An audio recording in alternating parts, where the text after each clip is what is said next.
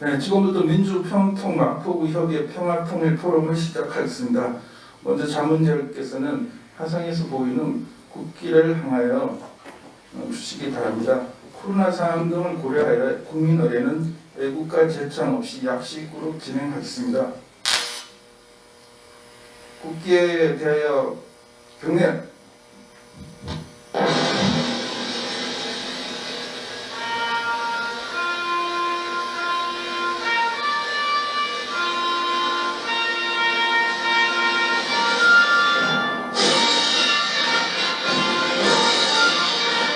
나는 사랑스러운 태극기 앞에 자유롭고 정의로운 대한민국의 무한 영광을 위하여 충성을 다할 것을 굳게 다짐합니다.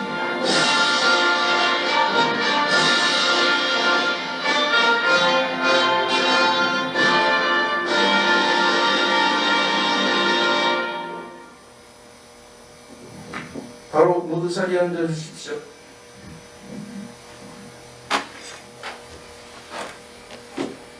네, 다음은 내빈 소개가 있겠습니다. 민주평통마포구협의회 임원과 자문위원 여러분들 소개해드리겠습니다.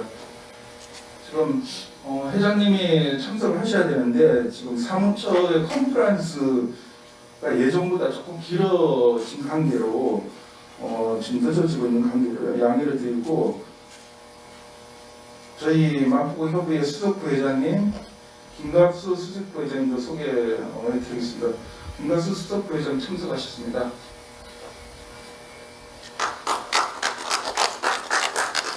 예, 서혜석 제2지회장님 참석하셨습니다. 예, 이성 부회장님 참석하셨습니다. 전홍경 부회장님 참석하셨습니다. 이현우 기획홍보분과위원장님 참석하셨습니다. 문상목 남북교류협력분과위원장님 참석하셨습니다. 네, 그리고 정희령 자문위원님 참석하셨습니다. 네, 조덕력 자문위원님 참석하셨습니다. 네, 조성민 자문위원님 참석. 네, 조금 늦으신 것 같습니다. 네, 저는 사회를 맡은 간사 아까 인사를 한 것 같습니다. 네, 이준입니다. 반갑습니다. 예, 다시 한번 참석해주신 임원 자문위원 여러분께 깊이 감사를 드립니다. 그리고 지금 온라인 화상 줌을 통해서 그리고 유튜브를 통해서 자문위원 분들, 일반 시민들께서 오늘 평화통일 포럼 행사를 참여하시고 또 이렇게 지켜봐주고 계십니다. 예, 다음은 김갑수 수석 부회장님의 인사 말씀 개사가 있도록 하겠습니다. 큰 박수로 맞으십시오.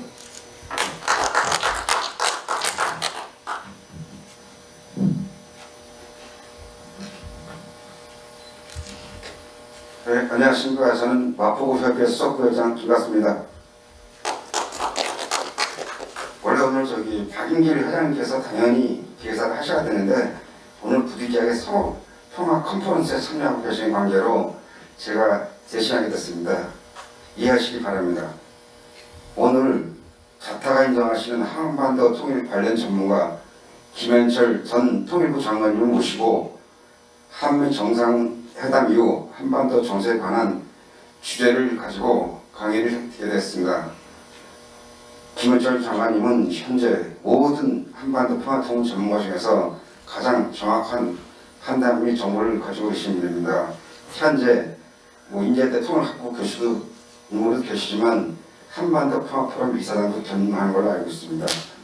아무쪼록 훌륭하신 김현철 전 통일부 장관님의 강의를 들으시고 우리 마포구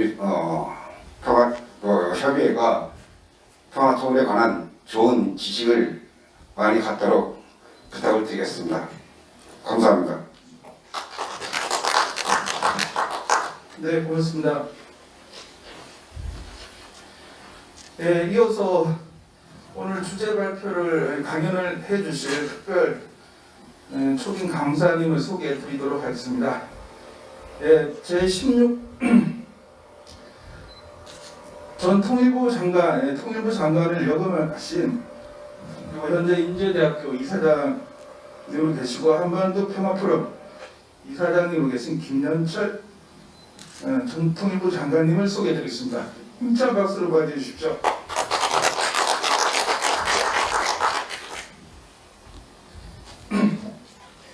네, 오늘 통일포럼 주제는 한미 정상회담 이후 한반도 정세입니다.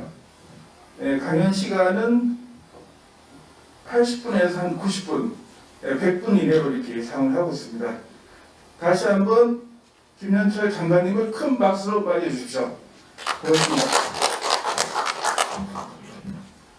예, 잘 들립니까? 예, 반갑습니다. 그 한미 정상회담이 며칠 전에 있었습니다. 제가 이제 좀 설명드리고 본격적인 설명에 앞서서 먼저 좀 그 말씀드리고 싶은 게 있는데요. 이게 외교안보 문제와 관련돼서는 좀 적극적인 입장에 따라서 그 성과를 과장하거나 축소하거나 그럴 필요도 없을 것 같고요. 그 다음에 또 이념에 따라서 바라보기보다는 좀 정확하게 현재 어떤 상황인지 그걸 좀 진단하고 또 앞으로 그렇게 해야만 앞으로 이게 어떻게 될런지 그런 부분들에 대해서도 우리가 정확하게 예측하는데 도움이 될 것 같습니다. 그래서 저는 뭐 항상 이렇게 강연을 하면은 사실관계를 좀 정확하게 이해하는 게 우선적이다 이런 생각이 많이 듭니다. 그래서 쭉 현재 한반도 상황에 대해서 오늘 좀 설명하는 그런 시간을 갖도록 하겠습니다. 한미 정상회담에 관련돼서는 많은 보도들이 있었는데요. 중요한 합의 사항들을 좀 살펴보면은 한 4가지 되지 않았나 하는 생각이 듭니다. 많은 분들이 우려를 했지만은 그 사실 좀 근거 없는 우려였던 것 같아요.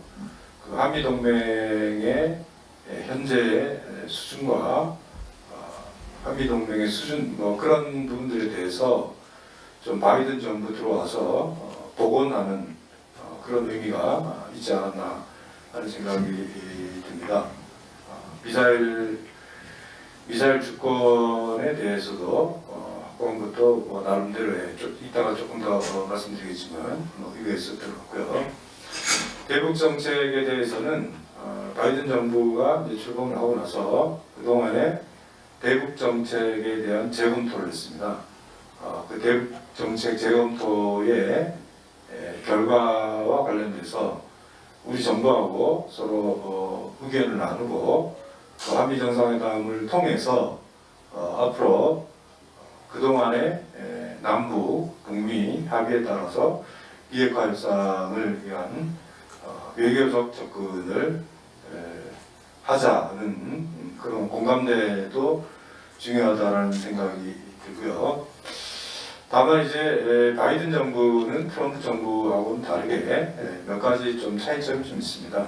그러니까 바이든 정부에서는 가능하면은 북핵 협상에 관련돼서는 정상회담 이런 방식보다는 충분히 실무적으로 협상을 해서 나름대로 합의를 바탕으로 해서 그래야지 이제 정상회담 할 수 있다는.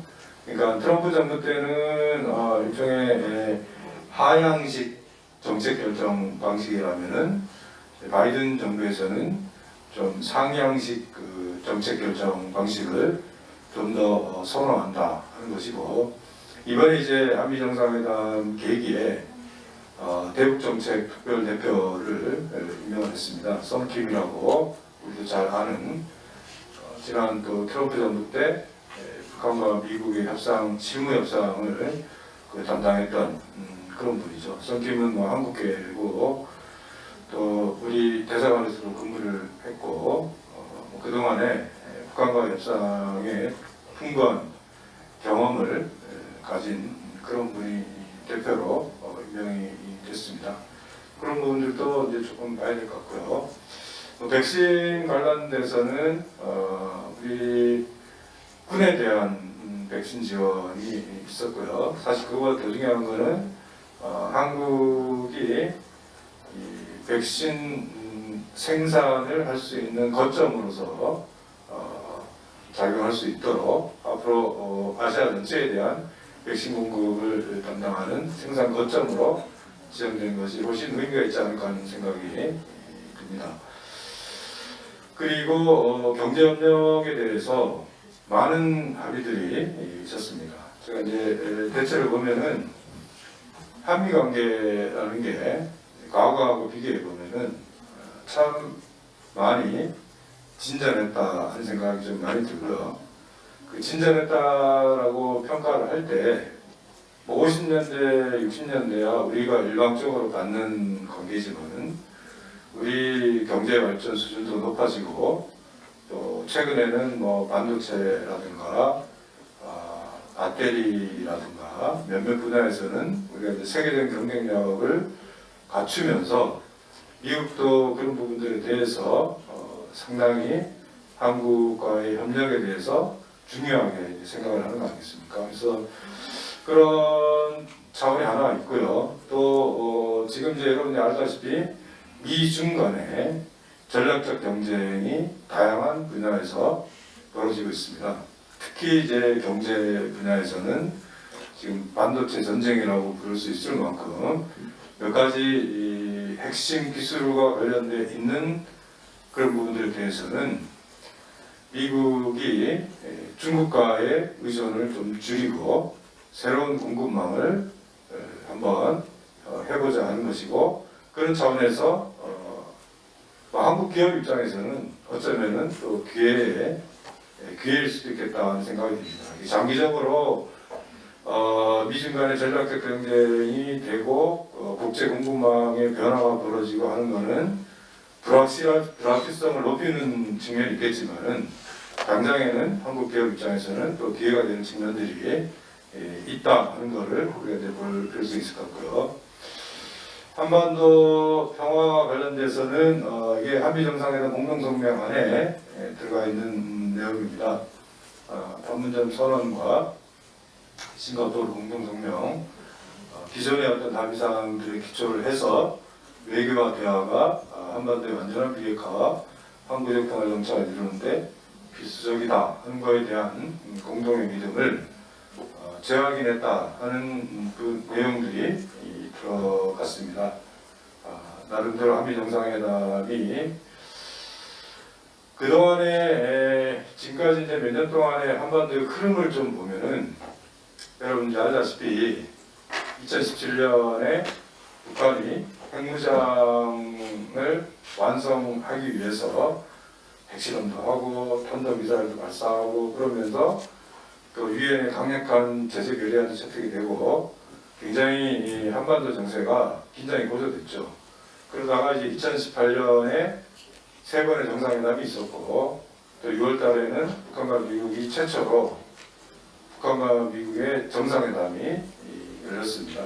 그렇지만 그것이 쭉 이어졌으면 좋았을 텐데 2019년 2월 달에 하노이 회담이 실패를 하면서 지금 이제 한 2년 한 4, 5개월 정도 교착 상황이 계속되고 있습니다. 하노이 회담이 실패를 하면서 북중 관계는 밀착하고 남북 관계는 멀어지고 북미 관계는 그 상태로 계속 진전도 않고 그런 교착이 지속이 됐던 거죠. 그래서 이번 이제 한미 정상회담을 계기로 해서 이 교착 상태인 협상 국면을 다시 좀 재가동할 수 있는 계기를 마련해야 되겠다 하는 것이 정상회담의 중요한 목표 중에 하나이고요. 그래서 정상회담이 끝나고 나서 다양한 후속 조치들이 있을 거라고 예상이 될 수 있을 것 같습니다. 북한은 아직까지 이 부분에 대해서는 직접적인 어떤 평가보다는 그 이후의 상황에 대해서 지켜보고 있는 그런 상황이라고 보여집니다. 아까 이제 미사일 주권에 관련돼서 여러 가지 평가들이 있습니다. 이게 여러분들이 보시면은 우리가 이제 미사일이 단도 중량하고 사거리 이런 부분들이 한미 간에 이게 제한이 돼 있었는데 그동안에 쭉 보면은 그 한국이 미사일 능력을 발전시킬 수 있도록 조금씩 완화가 되었고요. 그래서 2020년 7월 달에 우주 발사체에 대한 고체 연료 사용 제한을 해제했습니다. 그 연장선상에서 이번에 미사일 지침에 대한 여러 가지 제한들이 일단 제거 폐지되는 그래서 한국이 확고한 미사일 주권을 확보했다 이런 이제 평가를 하게 되는데요. 이거는 여러 가지 의미들이 있을 겁니다. 하나는 군사적으로 미사일 능력을 향상시키는 또 기회이기도 하고 또 다른 한편으로 보면은 지금 이제 우리가 우주 개발에 대한 여러 가지 필요성들이 제기가 되고 있습니다. 지금은 우리가 지금 위성 같은 경우에는 아리랑 위성이 지금 한 6호까지 이미 운행이 되고 있습니다. 위성이라는 것은 여러분이 알다시피 뭐 교통이라든가 통신이라든가 또 기후 변화, 특히 농업 같은 데서 굉장히 유용하게 활용이 되고 있죠. 그래서 지금은 우리가 발사체 부분에 대해서는 우리가 여러 가지 제약 때문에 이게 러시아에 뭐 대리 발사를 한다든가 뭐 이렇게 되어 있는데요.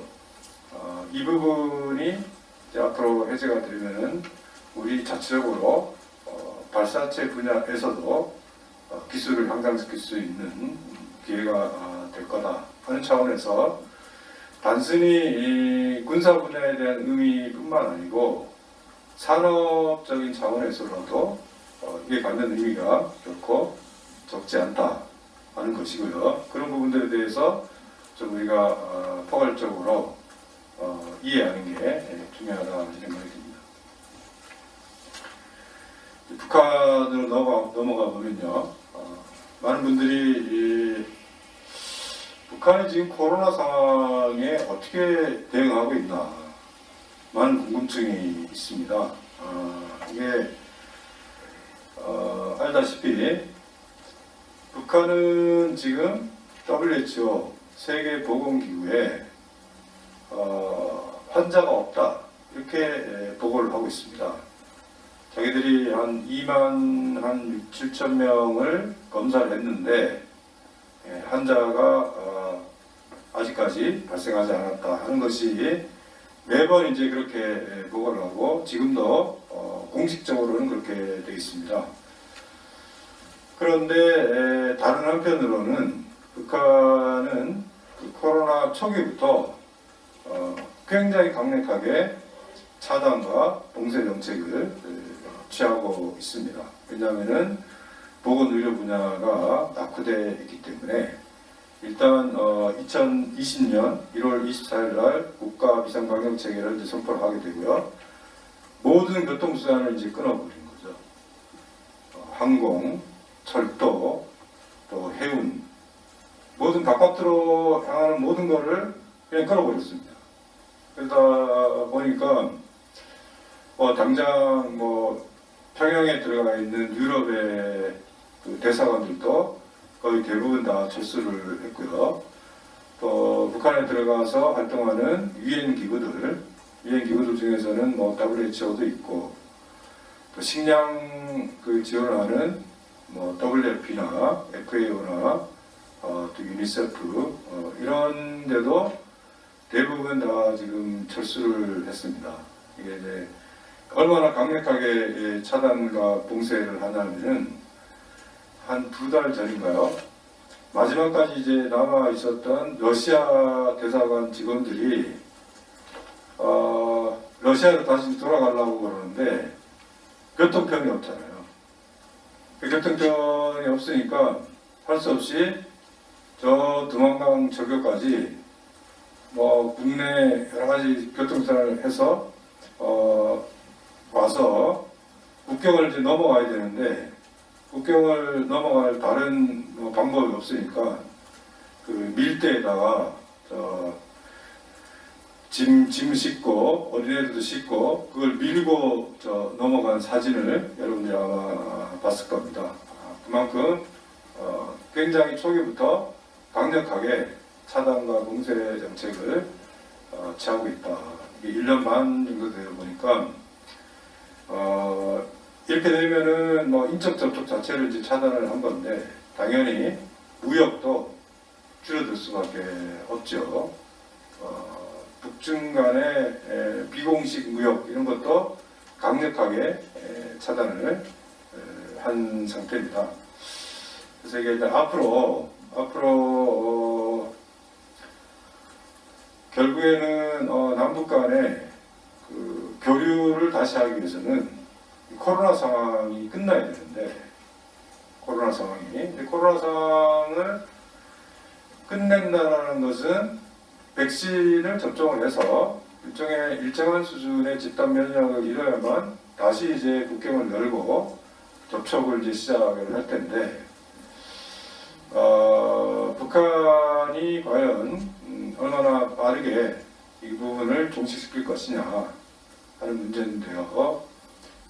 알다시피 북한 같이 백신을 자체적으로 구입할 수 없는 국가들, 저개발 국가들 같은 경우에는 유엔 차원에서 WHO가 좀 돈이 없는 나라들한테 인도적인 방식으로 백신을 공동 구매를 해서 분배하는 방식인데요. 이게 초기에 백신에 대한 잘 사는 나라들이 너무 선점을 하게 되고 그러다 보니까 예정대로 되는 것보다는 조금 늦어지고 있습니다. 그래서 유엔 차원의 백신은 아마 하반기나 돼야지 북한에 공급이 될 것 같고요. 그것도 이게 백신을 공급하기 위해서는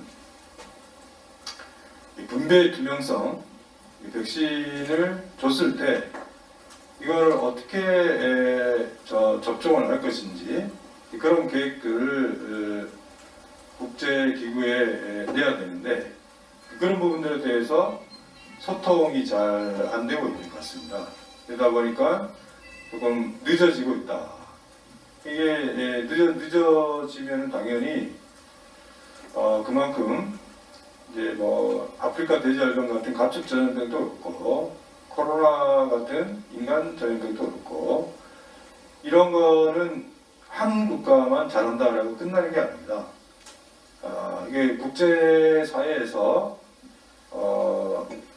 전반적으로 공통으로 극복을 해야만 국가와 국가 사이에 이동이 자유로워지잖아요. 우리가 여행을 할 수 있고 하는 건데 그래서 이 전염병을 국제적인 차원에서 극복하기 위해서는 연대와 협력 이게 굉장히 중요하다 이렇게 이제 보는데 북한이 과연 얼마만큼 이 방역 문제에 대해서 정보를 공개하고 국제사회 협력을 받아들이고 남북 간 차원에서의 방역 협력을 할지에 대해서 아직까지는 굉장히 소극적인 상황이다 이렇게 평가할 수 있을 것 같습니다. 그러다 보니까 남북 관계에서는 이 격경협력이 이제 굉장히 중요한데요. 여기 이제 보시면은 그 아프리카 돼지열병 있습니다.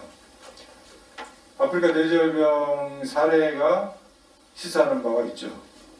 아프리카 돼지열병이라는 게 중국을 휩쓸고 북한을 휩쓸고 우리도 2019년 5월 정도부터 시작이 돼서 이제 우리 같은 경우에는 아프리카 돼지열병이 처음에 강화도에서 시작을 했을 때 정말 강력하게 남하를 막고 남하를 막기 위해서 정말 모든 노력을 다 한 거죠. 그래서 여러분들 알다시피 강화, 김포, 파주, 문산 이제 접경 지역으로 쭉 이제 가면서 이게 돼지 자체를 다 비워버렸습니다. 그러니까 그 지역에 아프리카 돼지열병에 감염된 야생 멧돼지가 발견이 되면은 그 일대에 있는 모든 축산농가의 돼지를 살처분하고 또 필요하다면은 예방적인 수매를 했어요. 이 아프리카 돼지열병은 치료약이 없기 때문에.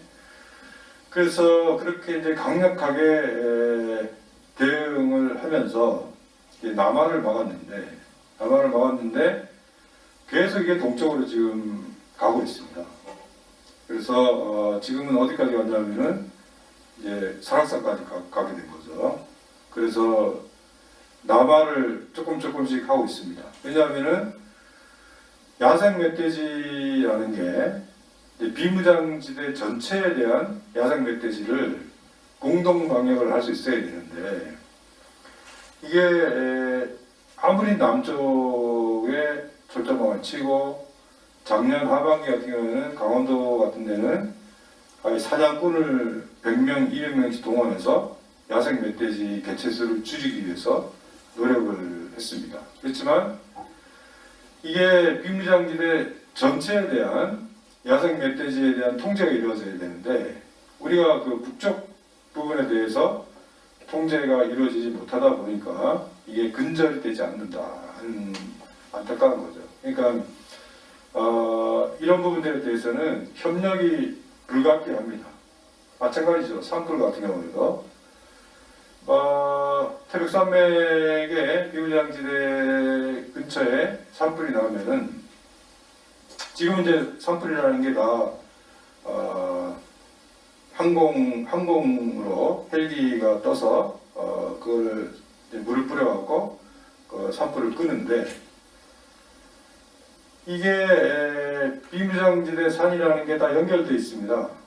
근데 남쪽만 꺼봤자 북쪽에 불이 계속 타고 있는데 남쪽만 꺼봤자 며칠 지나면 또 마르게 되고 그 얼마든지 또 옮겨 붙을 수가 있고요.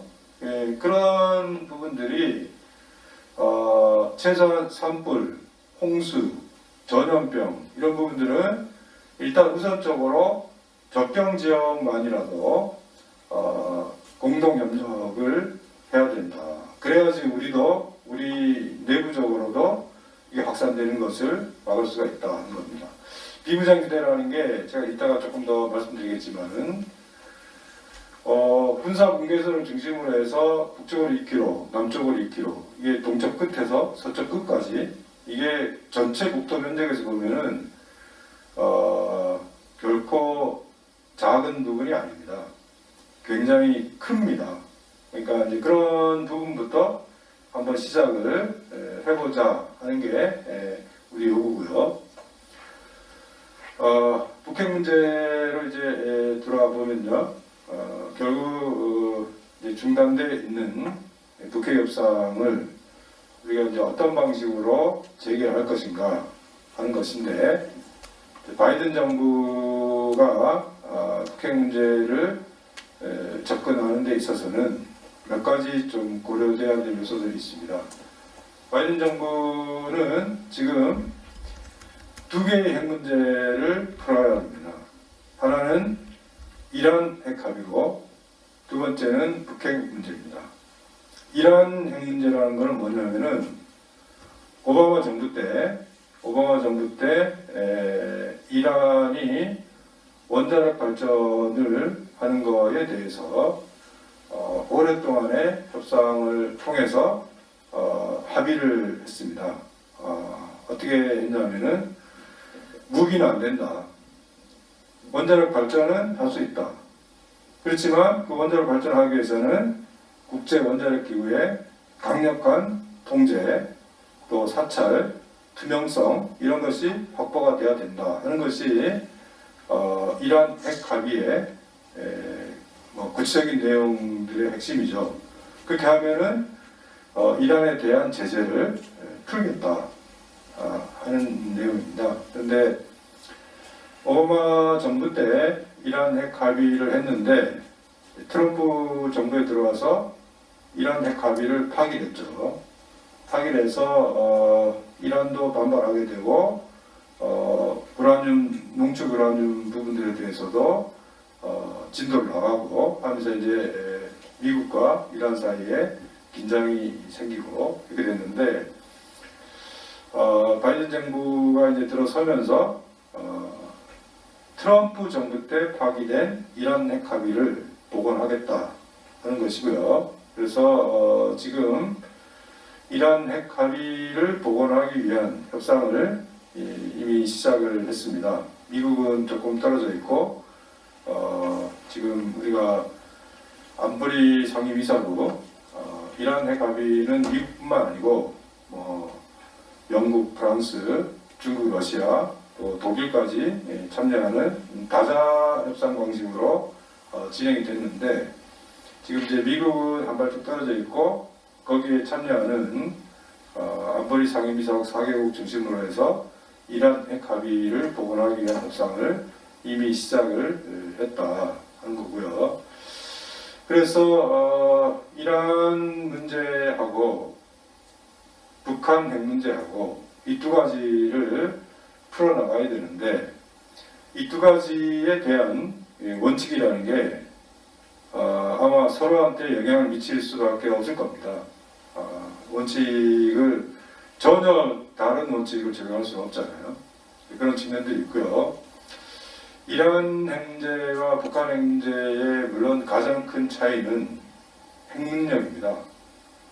이란은 일종의 그 핵 물질을 생산하는 부분들에 대한 통제와 투명성 확보라면은 북한은 그게 아니죠. 북한은 이미 핵 물질 생산뿐만 아니고 핵무기를 다양한 방식으로 갖고 있기 때문에 이란과 북한 사이에는 핵 능력이 결정적으로 차이가 있다는 것이고요.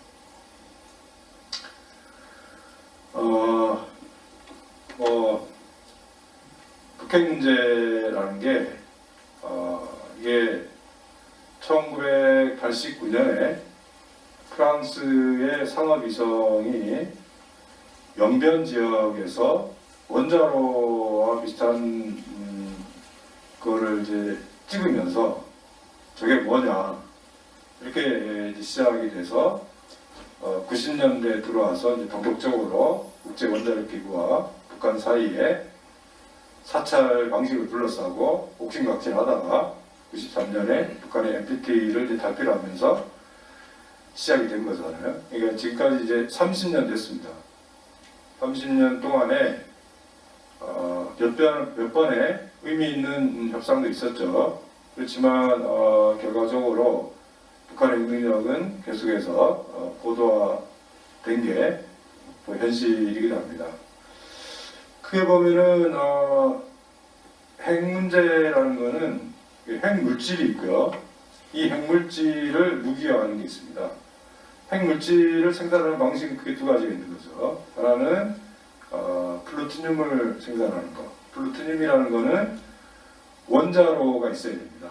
그러니까 발견하기가 쉽고 그 원자로를 없애버리면 플루토늄을 이제 생산할 수가 없으니까 그런 부분들이 있고 또 다른 하나는 우라늄을 농축해서 원심분리기라는 걸 통해서 농축해서 얻어내는 방식입니다.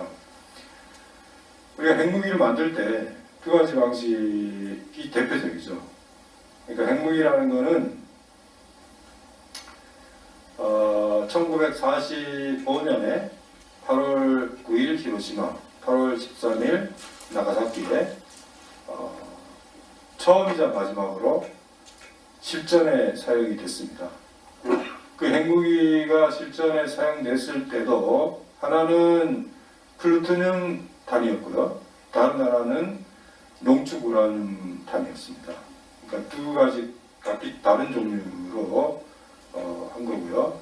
그런 차원에서 보면은 핵 물질이 북한이 초기에는 주로 영변에 오메가 흑연 감성로를 통해서 플루토늄을 얻었다면은 2000년대 중반을 거치면서 농축 우라늄 방식으로 바꾸면서 농축 우라늄 방식은 원심 분리기를 갖고 하는 건데 원심 분리기는 은폐가 가능합니다. 그렇기 때문에 정확하게 농축 우라늄을 북한이 어느 정도 생산했는지에 대해서는 전문가들도 최소 어느 정도에서 최대 얼마 정도까지 이렇게 넓게 추정을 하고 있습니다. 뭐 지금은 북한의 핵 능력이라는 게 소형화, 경량화 이제 성공했다 이렇게 이제 평가하죠. 1945년 8월 9일, 8월 13일에 히로시마와 나가사키에 핵무기를 떨어뜨렸을 때는 비행기에 싣고 가서 떨어뜨렸습니다.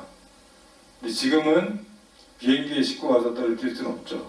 왜냐하면 다 레이더로 추적을 하고 또 이스라엘과 팔레스타인 전쟁에서 보면은 요격 미사일이 굉장히 발전되어 있기 때문에 그렇게는 할 수가 없는 거고요. 그래서 지금은 미사일에 탑재를 해야 됩니다. 미사일을 우리가 이제 운반수단이라고 하는 거고 그걸 탑재를 하기 위해서는 작아져야 되죠. 그리고 가벼워져야 되죠. 그걸 우리가 이제 소형화, 경량화 이렇게 얘기를 합니다. 북한이 대체로 소형화, 경량화에 성공한 것으로 대체로 우리가 지금 평가를 하고 있고요. 그 다음에 이제 최근에 와서는 SLBM, 잠수함에서 발사하는 탄도미사일을 북한이 집중적으로 이제 개발을 하고 있습니다. 그래서 3,000톤급 잠수함이 지금 완성 단계에 이르고 있는 거죠. 그래서 북한의 핵 능력이라는 게 이란하고 비교해 보면은 비교할 수 없을 정도로 매우 고도화되었다 하는 것이고요. 그만큼 협상이 과거하고 비교해 보면은 많이 어려워지고 많이 복잡해지고 이게 좀 시간이 걸리는 그만큼 그런 부분들을 우리가 충분히 염두에 둬야 되겠다 하는 것이고요.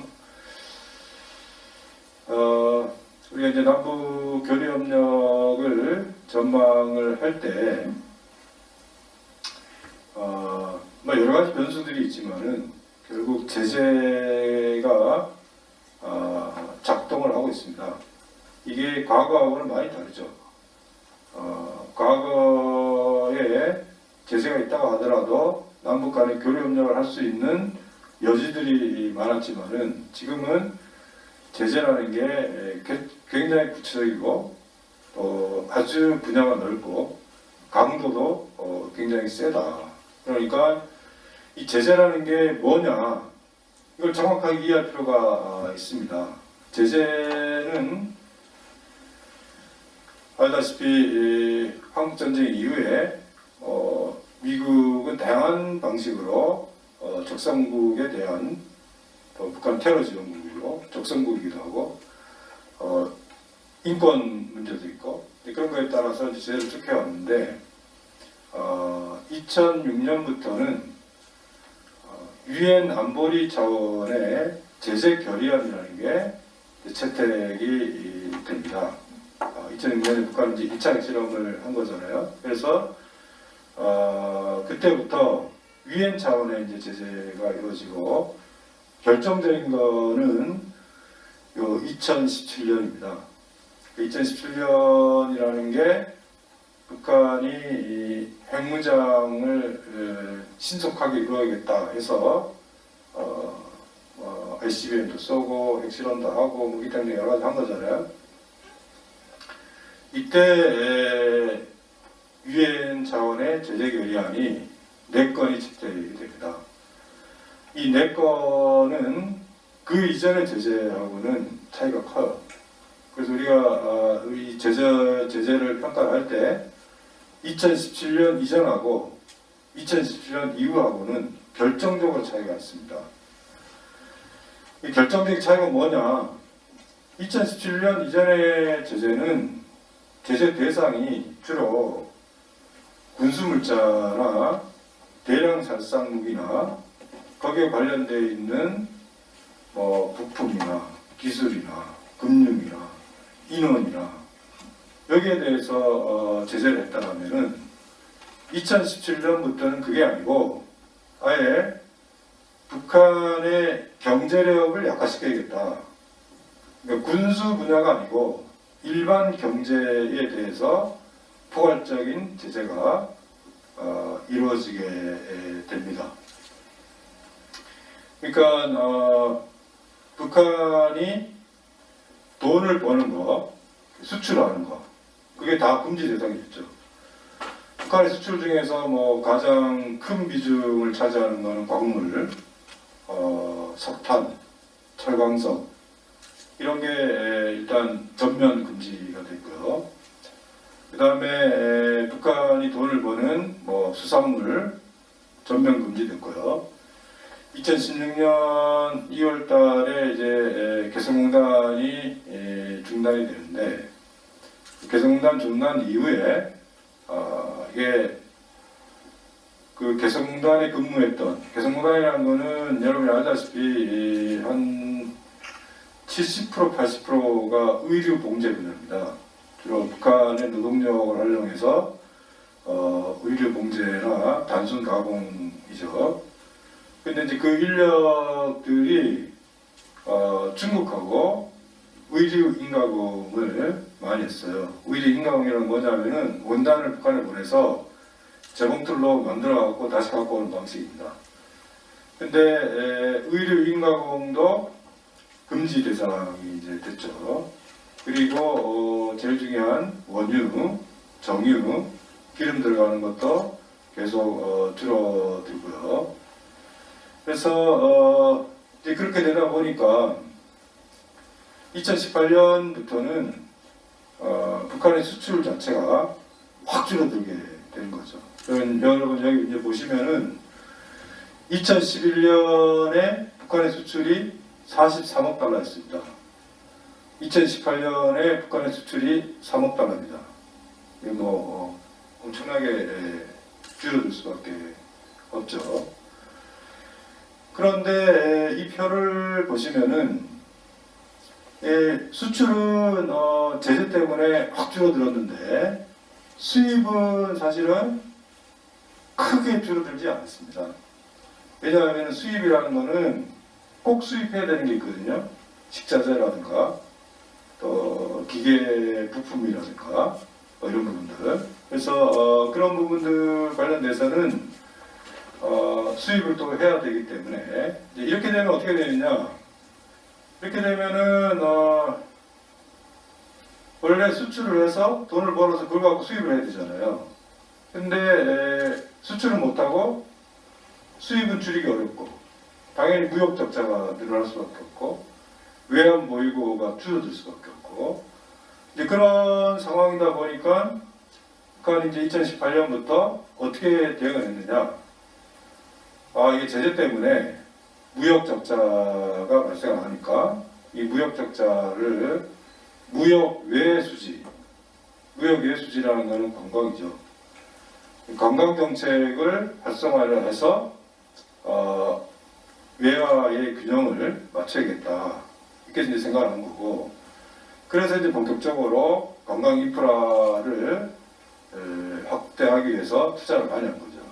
원산 갈마지구, 또 양덕지구, 삼지연지구 이런 부분들에 대해서 관광객을 관광객 95%가 중국 관광객이지만은 이 중국 관광객을 더 많이 유치하기 위해서는 숙박시설이 필요한 거니까 그 숙박시설에 대한 대규모 투자를 한 겁니다.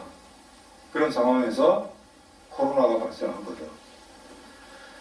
그러니까 당연히 이제 2020년 1월부터는 코로나가 발생했고 비상방역 체계를 선포했고 관광객이 0명이 됐고, 당연히 관광 인프라에 대한 투자도 당장의 전망이 없으니까 그 상태로 중단이 되어 있는 그런 상황으로 봐야 될 것 같습니다.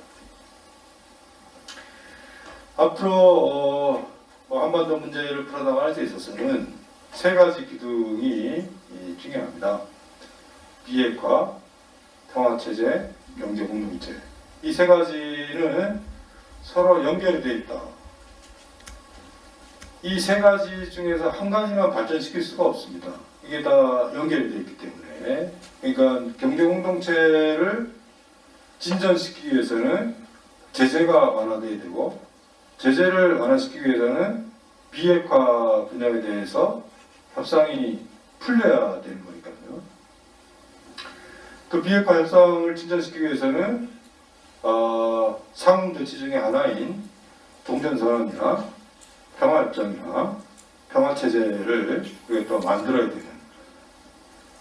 그러니까 이게 세 가지 모두 다 연결이 되어 있다 하는 것이고, 이 세 가지를 어떻게 균형을 갖고 추진을 해 나갈 것인가 하는 것이 굉장히 중요합니다. 이게 한 가지만 강조한다 그래갖고 다른 문제가 풀리기가 어렵다 하는 그런 부분들이 좀 중요할 것 같습니다. 우리 이제 평화체제와 관련돼서는 두 가지가 있습니다. 법적인 평화가 있고 사실상의 평화가 있어요. 그러니까 이게 많은 분들이 평화협정을 맺으면은 평화가 온다라고 생각하지만 꼭 그렇지는 않습니다. 평화협정이라는 것은 약속이죠.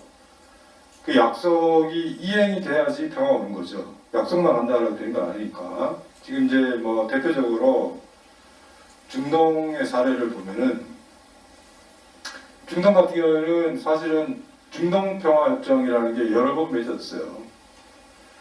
잘 아시다시피 1979년에 카터 정부 때 이스라엘의 백인 총리랑 이집트의 사다트 대통령을 캠프 데이비드로 불러갖고, 야 이게 이렇게 싸우면 안 된다. 그래서 평화협정을 맺자 그래갖고 맺었던 게 이제 캠프 데이비드 협정이라는 거죠. 캠프 데이비드 협정에 서명한 사람들은 다 노벨 평화상 받았습니다. 평화협정이 맺었지만은 중동의 평화가 왔냐? 오지 않았죠. 바로 또 싸우고 뭐 이렇게 해갖고 1993년에 다시 오슬로에서, 그때 이제 클린턴 정부 때 오슬로에서 지금 이제 전쟁하고 있는 이스라엘 총리하고 팔레스타인 해방기구의 아라파트 의장이 참여를 해서 그때도 오슬로 협정이라는 걸 또 맺습니다. 평화협정이죠. 거기 평화협정에 서명한 사람들 다 노벨 평화상 받았습니다. 중동은 노벨 평화상이 가치죠. 그런데 항상 평화협정을 맺어도 평화가 오지 않았어요. 그거는 법적인 평화만 이루어진다 그래갖고 해결되는 게 아니고, 결국에는 이 약속을 현실에서 이행을 해야 됩니다. 이행을. 그래서 사실상의 평화가 굉장히 중요하다. 그 사실상의 평화라는 게 뭐냐? 관계가 달라져야 되겠죠. 적대적인 관계가 믿을 수 있는 관계로. 그러려면 당연히 신뢰라는 게, 신뢰. 이게 불신이 큰 거잖아요.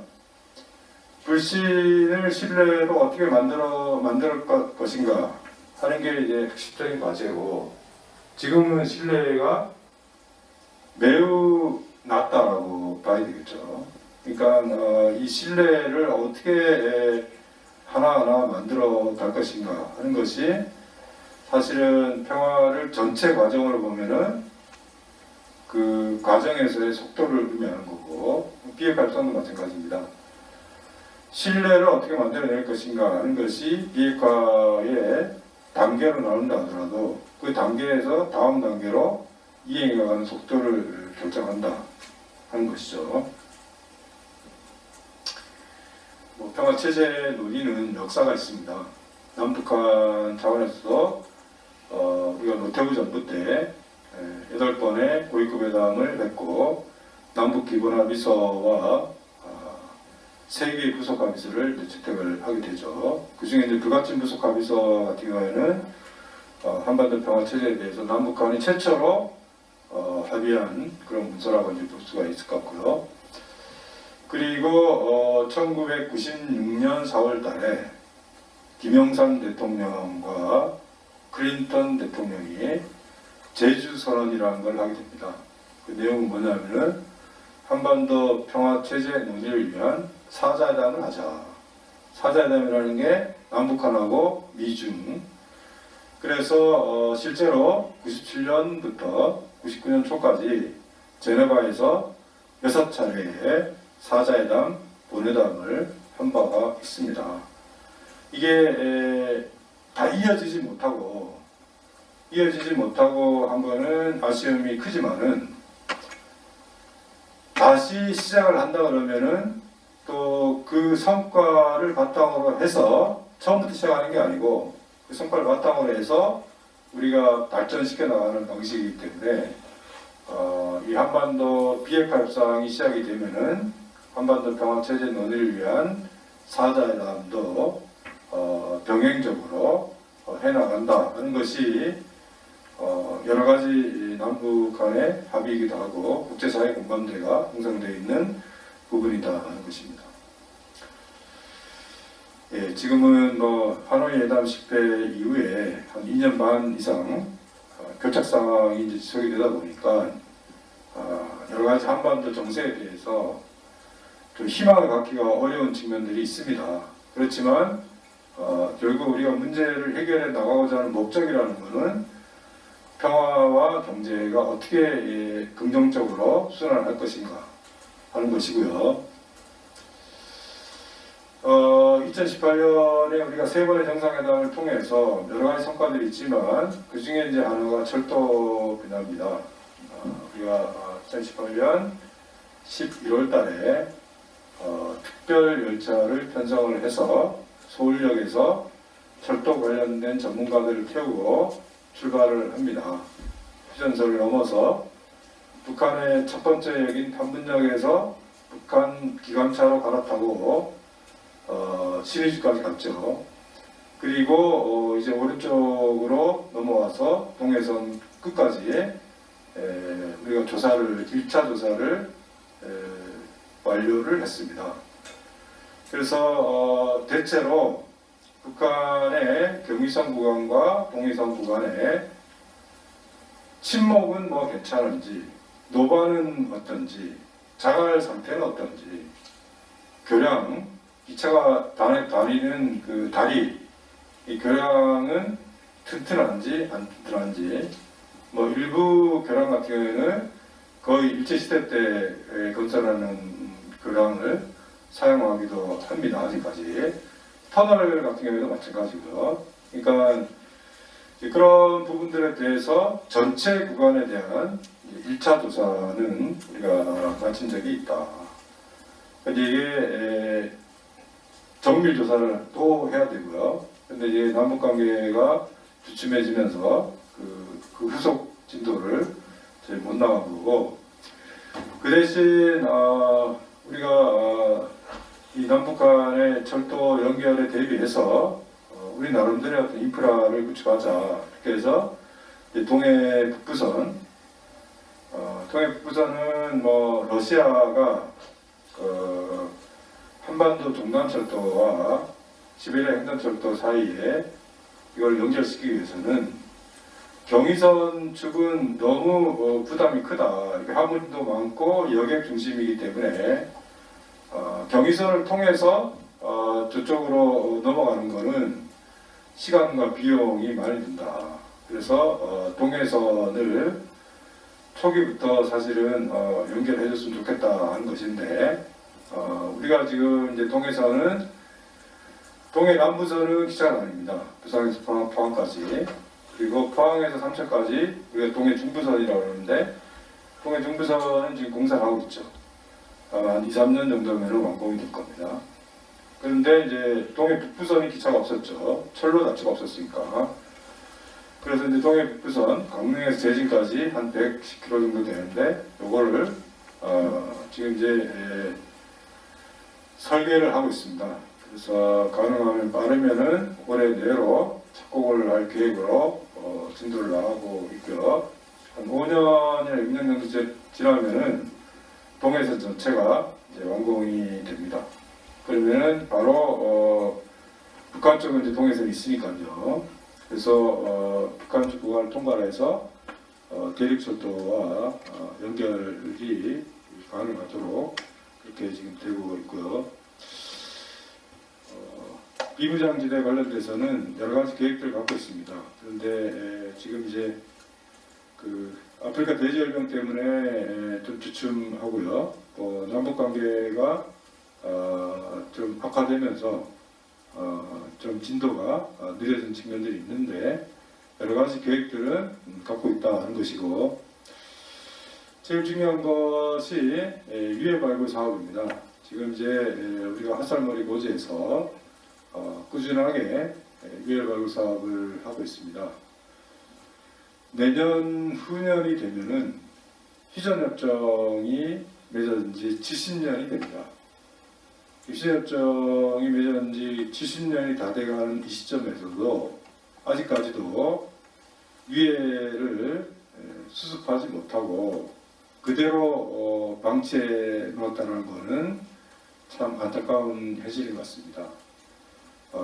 이 비무장지대 안에는 남북한의 병사뿐만 아니고 미군 병사, 중국 병사, 또 연합국으로 참여한 굉장히 많은 국가의 유해들이 여전히 수습을 기다리고 있습니다. 화살머리 고지에서 지금까지 유해 발굴 사업을 꾸준하게 하고 있는데요. 우리 병사들뿐만 아니고 지금 미군 유해들도 적지 않게 발굴했고요. 특히 작년인가요? 프랑스군 병사도 발견해서 우리가 한국하고 프랑스하고 국방장관 회담을 할 때 프랑스군 유해를 프랑스 국방부 장관한테 전달하기도 했습니다. 모든 국가는 그 자기 조국을 위해서 싸운 병사들의 유해 송환에 굉장히 의미를 부여하죠. 미국 같은 경우에는 엄청나게 중요한 의미를 부여합니다. 그런 차원에서 우리가 이제 화살머리 고지부터 시범으로 시작을 해서 그 옆에 바로 병마고지가 있고요. 가장 격전지잖아요. 그래서 이게 전체적으로 전쟁이 남긴 상처를 치유를 여기서부터 시작을 해보자. 유해를 발굴하고 그거를 가족한테 돌려주는 것만큼 전쟁의 아픔, 전쟁의 상처를 치유하는 더 좋은 방법이 없겠죠. 그래서 그런 차원에서 유해 발굴 사업도 조금 더 신속하게 재개가 되고 범위도 넓어지고 그렇게 해야 되지 않을까 그런 생각이 많이 듭니다. 전적으로 비무장지대의 평화적 이용에 대한 다양한 계획들이 있습니다. 여기는 해당 지자체에서도 계획이 있고 또 강원도, 경기도, 인천, 광역 차원에서도 여러 가지 계획들을 갖고 있고요.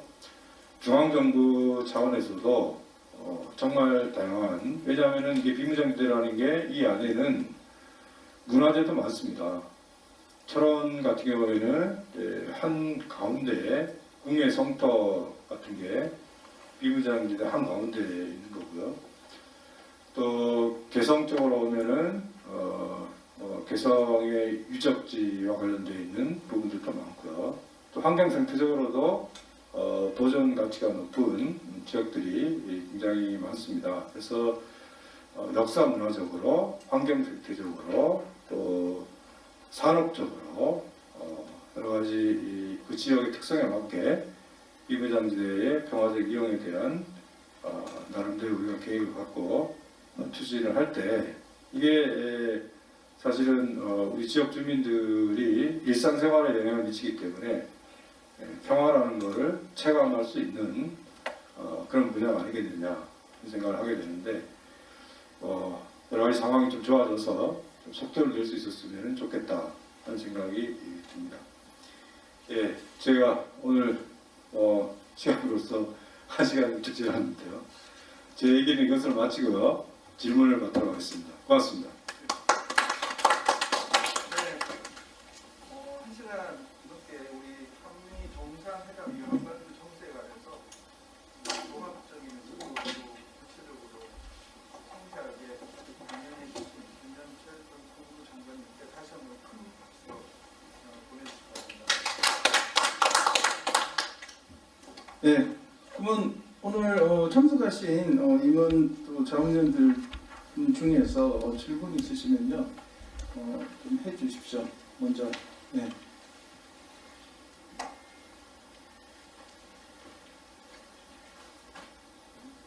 우리 정일영 자문위원 질문 하나 해주십시오. 네, 제가 마이크 드리도록 하겠습니다.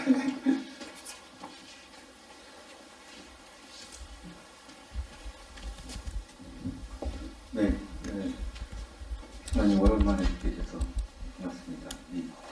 저는 수강대 사회과학연구소에서 연구교수로 있고요. 정일영입니다.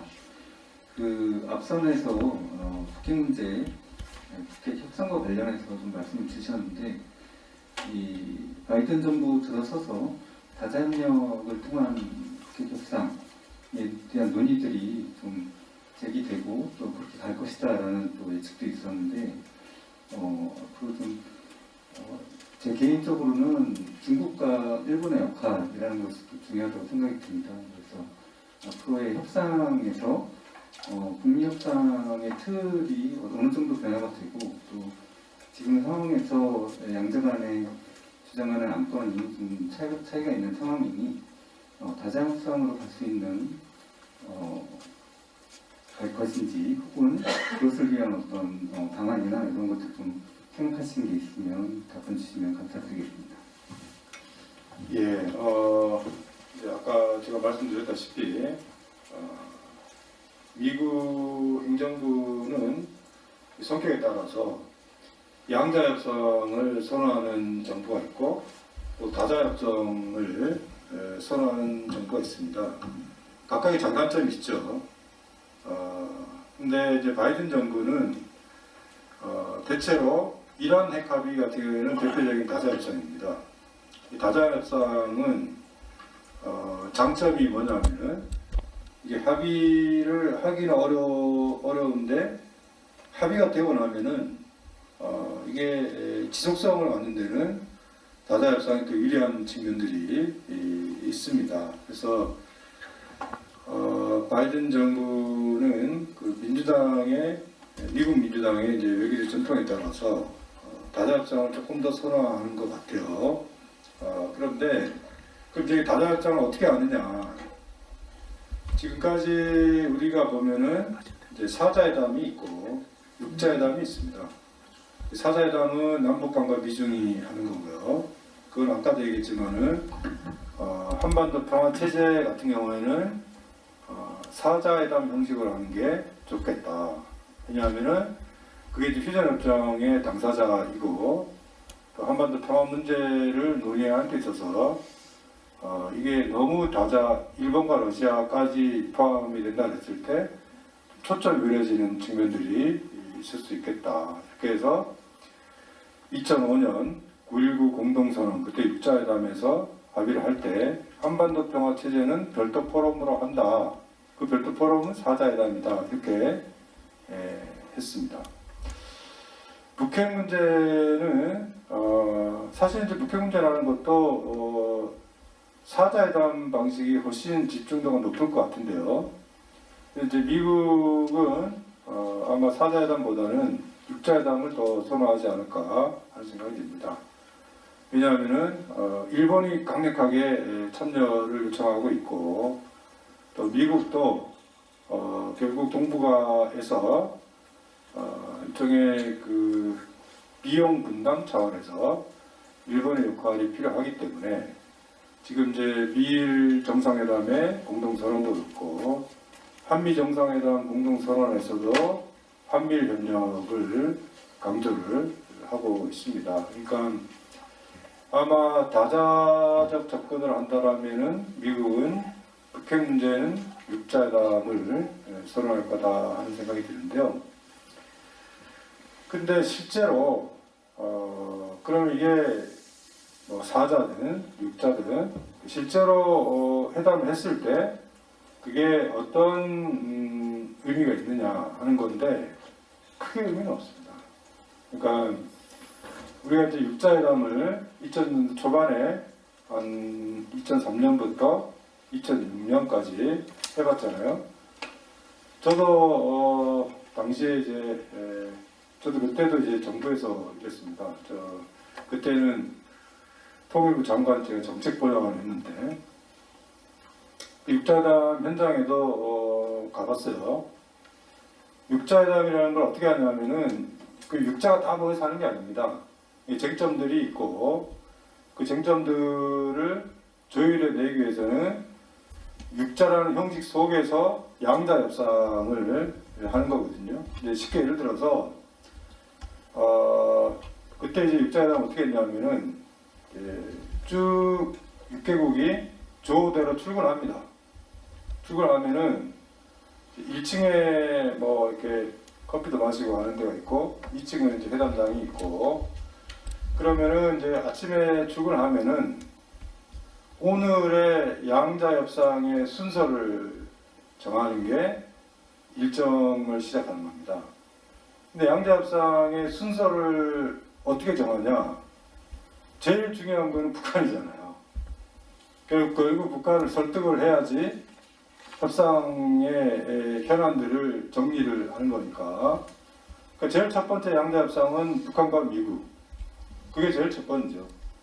그 다음에 좀 부족한 거 보면은 이제 미국하고 한미 간에 이제 미국이 북한 이런 걸 좀 설득을 좀 해봐라. 그러면 이제 한미도 하고 한미를 하는 이유는 남북을 하기 위해서 하는 거고 중국도 마찬가지잖아요. 중국도 미국이 또 중국한테 부탁도 하고 또 중국이 북한도 설득하고 그러니까 이게 양자협상이라는 게 주로 중요도에 따라서 이루어지게 됩니다. 제가 한 번은 뭐 육자회담에 저는 구경을 간 적이 있었는데 아침부터 쭉 이렇게 양자협상이 진행된 거를 이렇게 지켜봤어요. 근데 제 옆에 그냥 하루 종일 뭐 이렇게 하는 일 없이 이렇게 커피 마시고 하는 분들이 계시더라고요. 그게 누구냐? 일본 대표단이었어요. 왜냐? 일본 대표단을 북한을 만나주지 않으니까. 북한을 만나주지 않으니까 뭐 다른 나라들하고 양자 협상을 할 거리가 없잖아요. 지금 바빠 죽겠는데.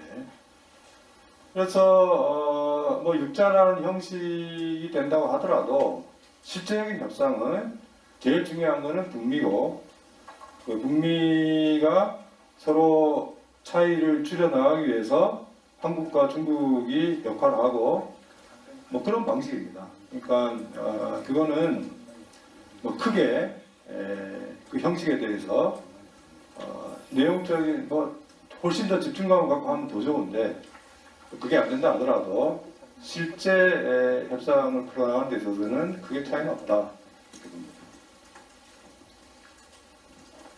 예, 또 다른. 네, 또 질문 있으시면 해주시고요. 네.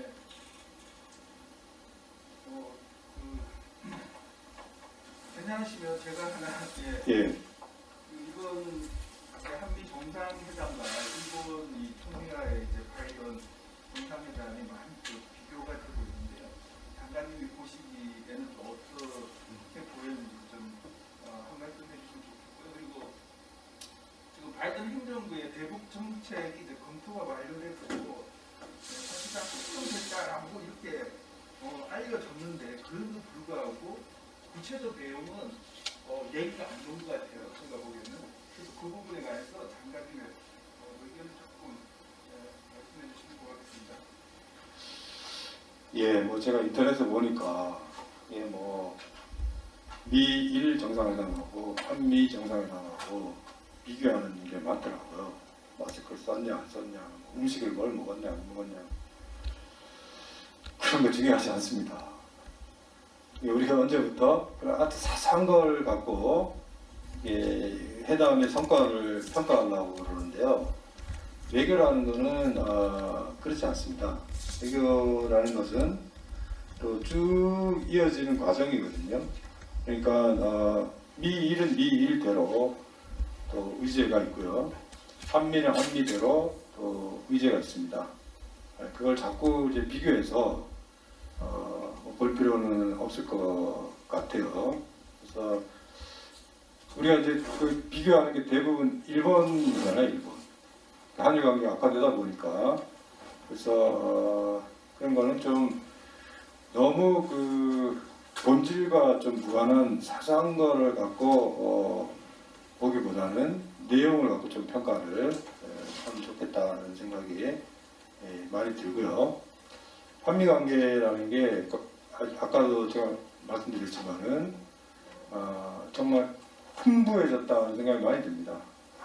이게 예전에 우리가 한미 정상회담을 하면은 주로 이제 북한 문제를 포함한 한반도 정세나 이런 게 중심이었다면은 지금은 뭐 경제나 뭐 이번 같이 뭐 백신 문제라든가 그런 비중이 과거에 비해서 훨씬 커졌죠.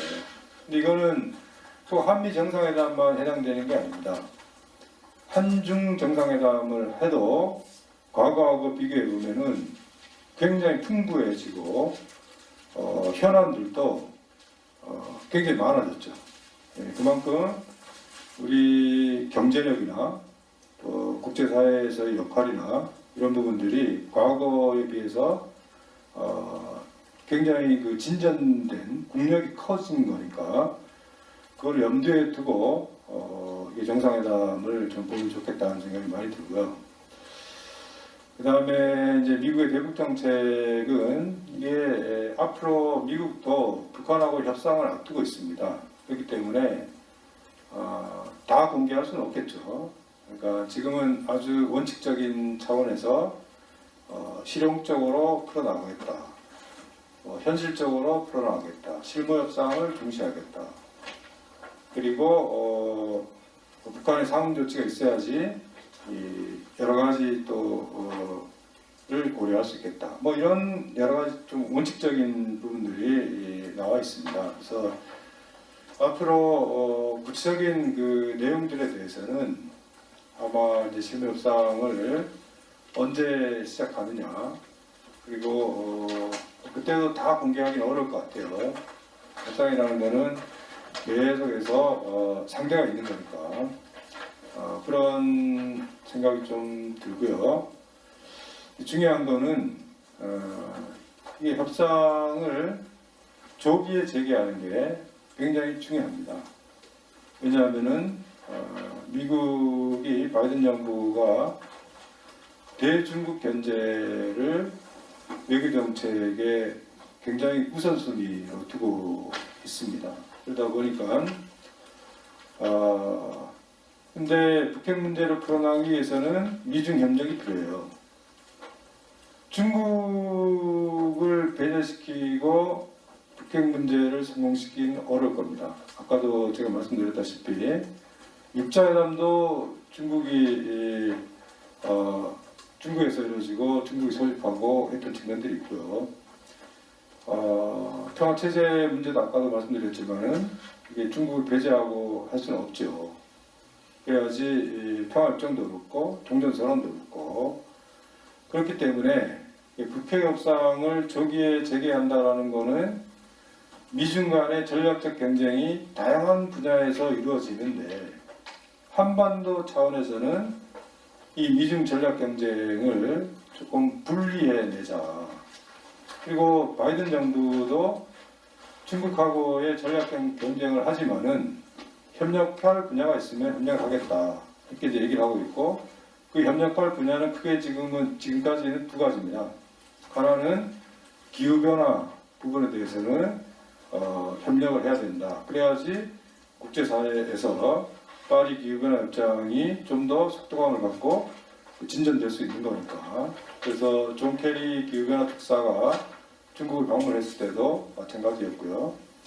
북핵 문제 해결에 있어서도 중국과의 협력이 불가피하다라는 것은 미국의 외교안보 담당자들이 공통적으로 알고 있는 부분이라고 생각이 듭니다. 그래서 그런 차원에서 북핵 협상을 조기에 재개해야지 미중 전략 경쟁이 한반도까지 번지는 것을 좀 막을 수 있지 않을까 하는 생각이 들고, 그게 늦으면 늦을수록 굉장히 좀 복잡해지죠. 그런 우려가 있습니다.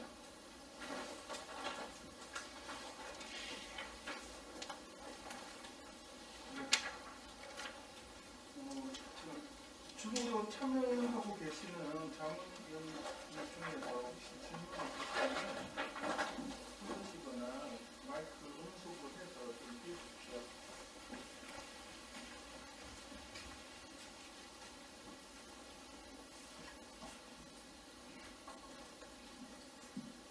네, 혹시 없으시면 이제 마무리를 해야 되는데 제가 정말 궁금한 게 있어서 하나만 더 여쭤보겠습니다.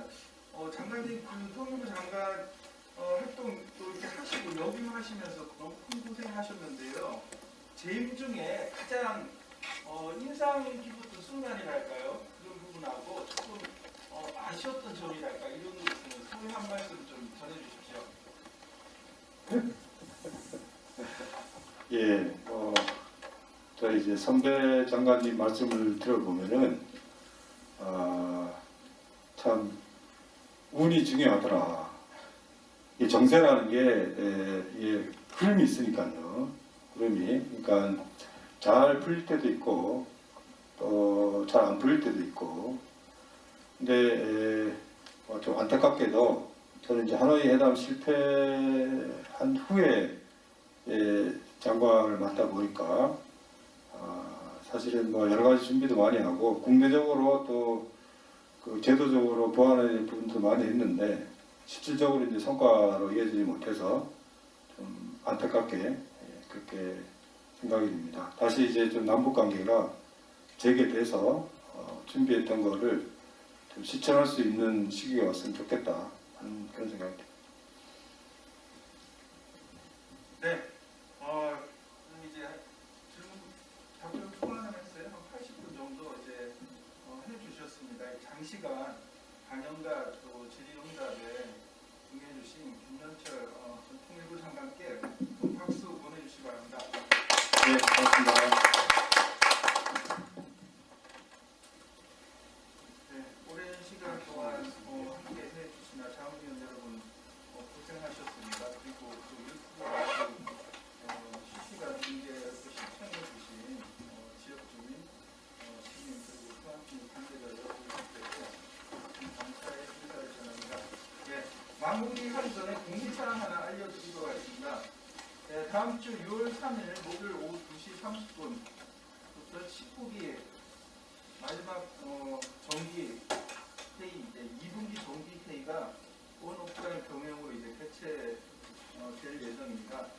정기 회의 자료집은 우편으로 발송을 했습니다. 그리고 자세한 일정은 사무님 여러분께 다시 한번 안내 공지해드리도록 하겠습니다.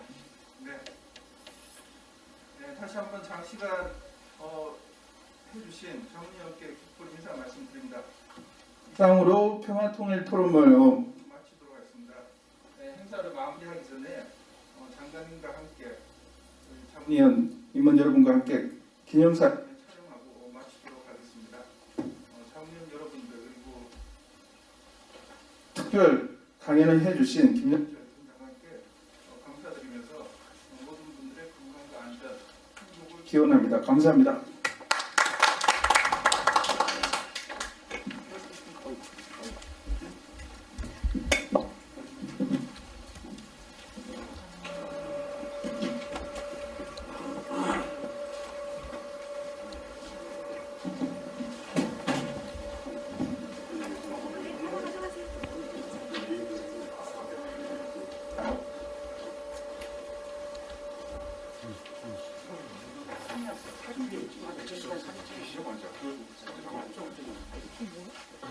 연결에 빼야 돼. 빼고 들어갔어. 나머지는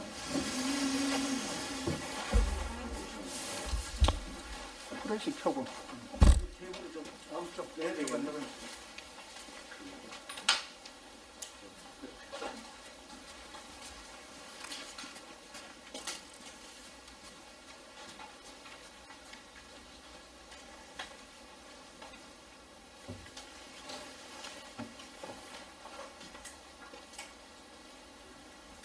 자, 찍겠습니다.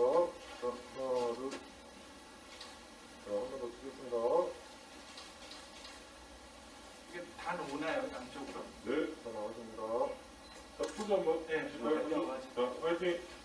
평화통일! 자, 다시 가겠습니다. 평화통일!